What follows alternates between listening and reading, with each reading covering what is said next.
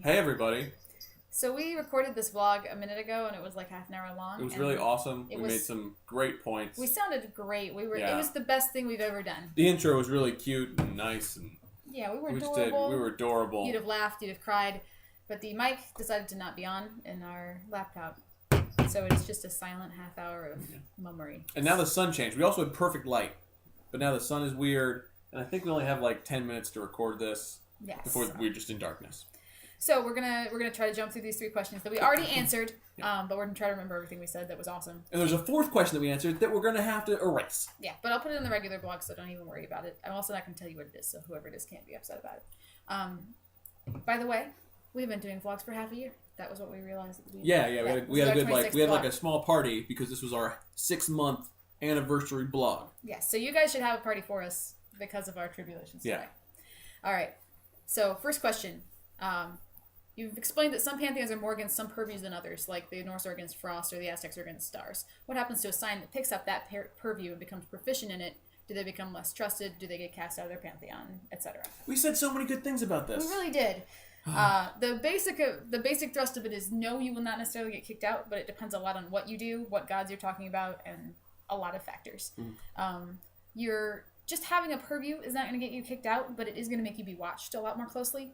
If you pick up stars as an Aztec Scion, they're going to pay a lot of attention to you because you're doing something that they traditionally view as an enemy activity. And they just have to watch and make sure you're not getting taken over or converted or anything like that. When they see you doing stars, they're like, that person is obviously a lot closer to getting corrupted by our star titan than anybody else. And then you should be upfront about it. You should say, hey, I'm doing this. They shouldn't, find out you're doing it because they find you in the basement doing secret star rituals. Yeah, that's going to look really bad, as opposed to somebody that walks up and says, I have a lot of stars, but I'm getting it because I want to fight the stars, or because I want to take the stars back and make it a god. You guys watch me. Make sure they don't take me over, because I'm getting it to fight them. Versus the guy that's in the basement doing, sacrifices to star demons and is like, well, you can say, even if you had good intentions, and be like, well, I was doing it because I was trying to, corrupt the star demons to our side, or whatever. They're not going to believe you. They're going to get smited. So don't act like a fishy bitch. Just do it for realsies. Right. But the big thing is that they're not going to kick you out just for having it. It depends on what you do with it. And that applies to a lot of different things, not just purviews, because there's a lot of things that different pantheons are really, really strongly against that... Like the Azad are against lying. So if you are making your character to be the liar, you're going to just have problems. Yeah, if you have a lot of manipulation and you're not straight up and, And if you lie all the time around them, they're probably going to end up killing you. You're going to have super problems. Someday you're going to make somebody virtue storm and they're just going to murder you. Yeah. And, or if you're a deva and you are all about illusion and their entire religion is built around overcoming illusion and letting people escape the bonds of illusion, they're going to have problems with you when you use a lot of illusion. Or if you're Bogovi and you're all about, I want to get humans involved in my legend, they're going to have problems with that because they don't want you to be around humans because you corrupt them. And so those are things that aren't necessarily purview related, but whenever you do something that your pantheon doesn't approve of, they're going to have problems. And you yourself may have problems because if you have virtues that also aren't okay with that, you're going to have to roll them. Also, even though the whole pantheon may not be against you because you have a certain purview, there could be certain people that dislike you because you have a certain purview. All gods are different. All gods are going to have their own character and their own intention. Exactly. So if you are a Norse person who happens to have wolf, not everybody, no one's going to look down upon you generally for that. If you're but Vidar's going to be right there. Yeah. All the time. Yeah, Vidar, Tyr, they're going to be like, hey, wolf guy, I'm watching you. Yeah, or if you have a lot of darkness, Set maybe he's going to look for excuses to not like you because you probably suck. Mm-hmm. And maybe you probably remind them of things they've fought all the time. Yeah, or they're more suspicious of you than other gods in your pantheon because of that. And that's up to the individual gods and how they get played in your story. Yeah. And it's not really a question we can really answer. Yeah, every storyteller is going to play gods differently, so there's nothing we can do there. But we can't move on because we don't have a lot of time. Yeah, the major thing is it depends on what you do, not necessarily what you have. What you have might give you more disadvantages, but what you do with it is what's going to make the real big difference. Second question. According to myth, Demeter tried to make a mortal son of a king into an immortal by anointing with ambrosia, bathing in the flames, etc. Yeah. So what was she doing? Gist of this question is, hey, in the system, you can only become a god and make your way towards Scionhood if you start with some divine blood in you originally. Either your grandparent or your parent was an actual god. This particular story, Demeter does it to a human, trying to make them a god. The important part of the story is she does not succeed. So that leaves us with a couple options. Either she didn't actually know what she was doing. She thought there might be a process to make someone a god, there just wasn't, and that's why she didn't succeed.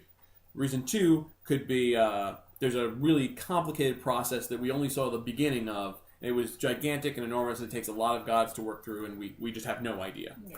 Option 3, maybe she was going to bring some other gods in to help her out with it, and because she was interrupted in the middle and she never finished it, she didn't end up doing that because she flounced when people found out what she was doing and was like, "You've offended me, I'm never finishing." Or option 4, she might have meant something different. Like when she says, "I'm going to make you a god," she might have meant, "I'm going to give you some kind of divine favor, I'm going to make you immortal, I'm going to do something that makes you more than human." Maybe this but was doesn't just a necessarily ritual make you a god. she had that just made them immortal. She doesn't have health, maybe, but she still wanted to make them live forever, so this was something she had. And remember, this stuff is all translated, so it depends completely on like what words were actually used in Greek and what they meant and whether there were implications rather than direct things, and there's a lot of stuff. Yeah, and if you want to talk about in the comments maybe other religions that have someone who is completely mortal who turned into a god. There are a couple of examples, but not very many. Well, the gist of our whole conversation was, could have been anything. The system can't possibly work for everything. There's got to be some line where you go, oh, well, that was a one-time case. Mythology does weird stuff. Yeah, mythology is weird. Sometimes gods do stuff that is just outside the realm of what they normally do, and there's nothing you can do about The it. important part is, though, although it might happen in your story, the storyteller might use it for something, you shouldn't come to him with a PC idea that I was a human and then one god took interest in me and gave me, like, a super rare ritual on just me, because fuck you. Yeah, there's no reason to do that. You are a Scion, you're already a special unicorn, you've got like 90 different things that are going to make you a unique snowflake that nobody else is. You don't need to have this weird backstory, it's not going to add anything. Yeah, you don't need to be a werewolf vampire. You don't. You never do. Yeah, just start normal and do amazing things. Don't make it fucking difficult. Yeah, okay. Okay. Question 3. Question 3. Please add aggravated ranged attack knacks even if they're more expensive than melee ones because having them makes Baby Apollo cry. No. And Baby Apollo is not crying right now. And the reason is because Baby Apollo can shoot you from Olympus right now. You will never see it coming. And that is the big advantage of ranged weapons, that you can shoot literally bazillions of miles by the time you are a really big ranged weapon god. And you don't need ag on top of that. It would be insane. Yes. Grappling has ag. Fist punching has ag.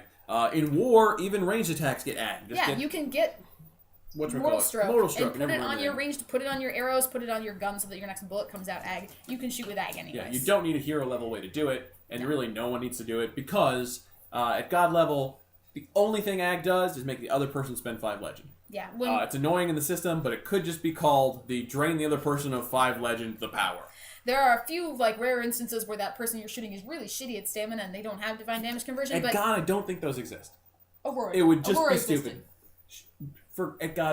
Tiny bit. Okay, she was god for tiny bit. Yes. But the thing is that most of the time it's just, I'm going to have to spend 5 legend and I'm going to take some lethal. And the first 5 legend you spend are getting skin shit anyway. That's true. So, it's not anywhere close to the huge deal that it is at Hero. And at Hero you don't need it because you're getting the advantage of being a ranged fighter. You're far away, they can't hit you back. They're going to have to work a lot harder to come after you. That's your advantage. You don't need ag on top. Yeah, I would actually make, if I was redoing the entire system, I would make more differences between which things could do ag and which things couldn't. Like melee would be able to do ag, or grappling would be able to do ag, but throwing probably couldn't. Like throwing would have some other cool things it could do.